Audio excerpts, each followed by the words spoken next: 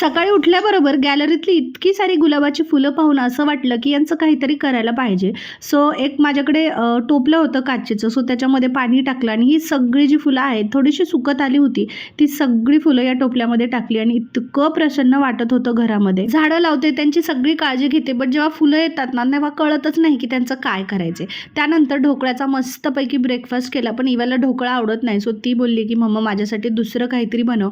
So तिच्यासाठी आलू chips बनवले. आज होता सॅटरडे, त्यामुळे मला आणि इवाला सुट्टी होती. दिवसभर असंच टाइमपास केला, जास्त काही शूट केलं नाही. सध्या पावसाचं वातावरण आहे, त्यामुळे कुठलीच कामं करायची इच्छा होत नव्हती. दिवसभर टाइमपास केला. त्यानंतर आम्ही गेलो होतो बाहेर जातेवेळी गेट लागलं होतं आणि तिथे बराच टाइमपास झाला. तसं आज मी दिवसभर भरपूर घराची आवराआवर केली, कारण सॅटर्डेच्या दिवशी कपडे धुणं, घराची साफसफाई करणं असतंच माझं. बट मी शूट काही केलं नाही, कारण माझा बिलकुल मूड नव्हता. एकतर पावसाचं वातावरण होतं. सो अशा प्रकारे सॅटर्डेचा जो दिवस आहे तो वेल स्पेंड झालेला आहे. चला भेटूया उद्याच्या ब्लॉगमध्ये. बाय.